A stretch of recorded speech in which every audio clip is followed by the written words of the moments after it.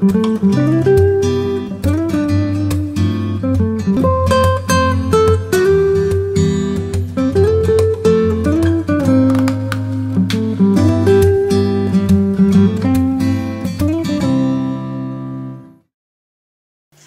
and welcome to Birds with Bottle. We've got a thing about wine. And we want you to have a thing about wine too. And as we've said before, Sandra and I are cheese monsters. Cheese monsters, I think we're wine monsters too, aren't we? Yeah, we're cheese and wine monsters. And while the rest of the world does great cheese and great wine, France really does both better than anyone else. Is that fair? Is that fair, Mel? I mean, admittedly they do produce most of the world's exceptional wines. Mm. But, you know, what about Brunello, Barolo, Rioja, Oregon Pinot Noir? Absolutely, they are great within their countries, but France has so many wine regions making so many different styles. They've got, the best red wines, some of the best red wines in the world, from Bordeaux, from Burgundy. They've got white Burgundy. They've got the reds from the Northern Rhone, and then Champagne on top of all that. And also sweet wine from Sauternes. I mean, and Montbazillac and Sauternes, and also, you know. Okay, they cover most of the bases. They certainly do. A bit like they do with the cheeses. Yeah. Well, this week anyway, we've chosen 4 of the French classic cheeses, and we found the wines that make their perfect partners.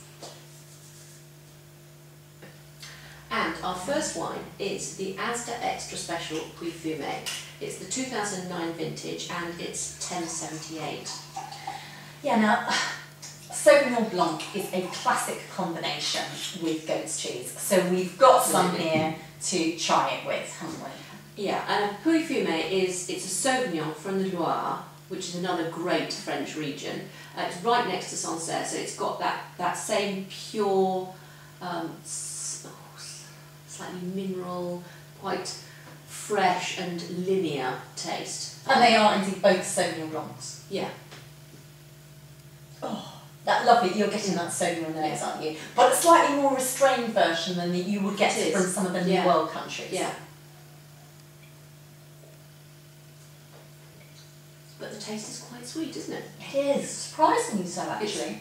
It's quite a ripe wine, not sort of tart and dry and difficult. It's quite a drinkable, easy wine. Let's try it with the... Just grabbing a small bit there. We've done some exhaustive testing, you can imagine. It's been such hard work. I love to it. No, that really works, doesn't it? Absolutely. It's just made. It does something magical. Yeah, it does. It's just delicious. And of course, it doesn't have to be Puy Fumé to make this work. You could use Marlborough Sauvignon Blanc. You could use something, from anywhere else in the world. And also, you don't have to have raw goat's cheese. You could grill it. I prefer it when it's cooked, actually. I love it all together. But grilled with a bit of black pepper on the top, on a green salad, maybe a drizzle of balsamic or something sweet. And I'd maybe add a little bit of sort of some sweet chutney-esque type thing, like a bit of caramelised onion jam, or sort of figgy jam or apple, something like that. Yeah, delicious. And a glass of this. Yeah. What more could you want? Delicious. Right, for our second one, maybe surprisingly, we've got a Chardonnay. It's from Waitrose and it's called Domaine Bégude. It's the 2009 vintage and it's $8.69. And this particular Domaine Bégude wine is called Terroir 11300, and that's interesting, the postcode of the vineyard. It's in the south of France. Yeah, in the Limoux. Yeah.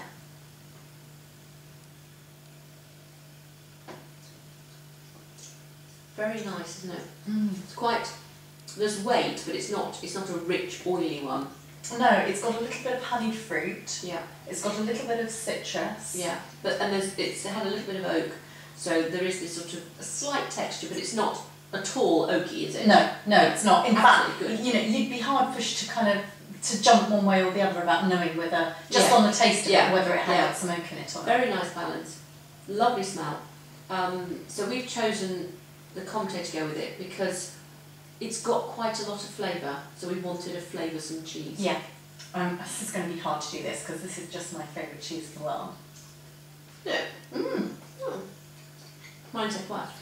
Mm. Mm. Now that works really well. Very good. And our third wine is a red. It's Jean-Luc Colombo's Crozes Hermitage. It's the 2008 vintage and it's called Les Gravières.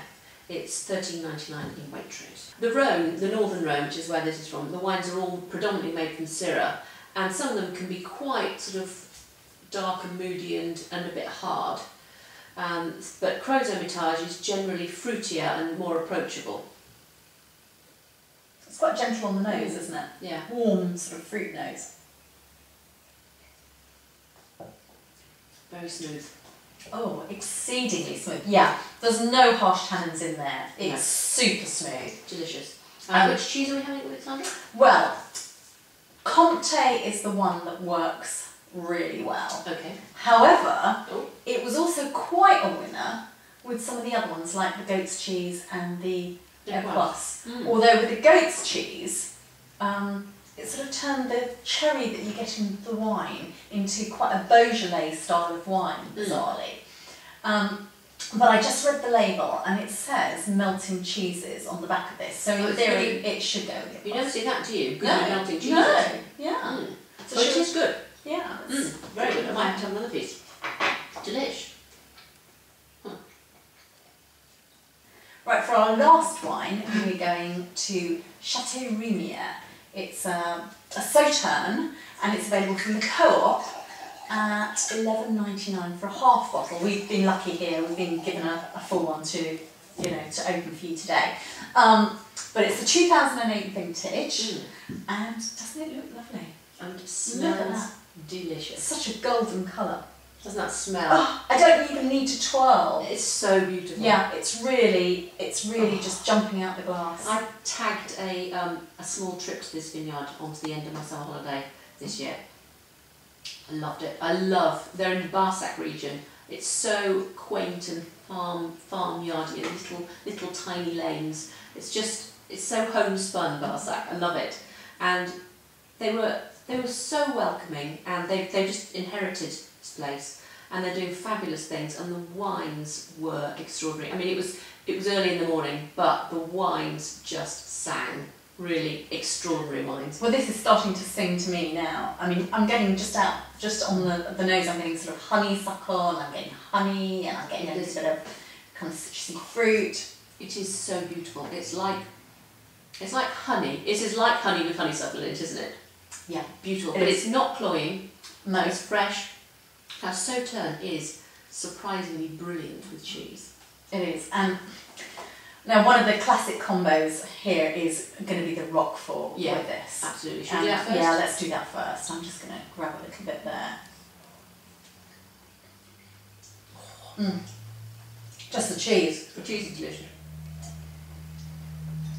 Mm. If you try nothing else, Roquefort and Sauterne,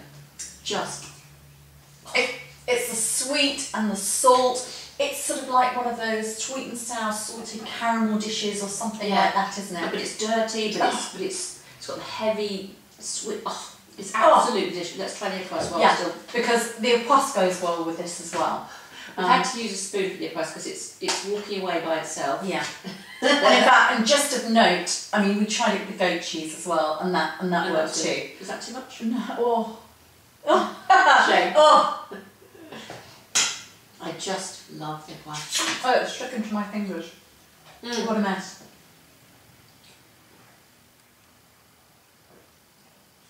Oh. That's also lovely. That is also lovely.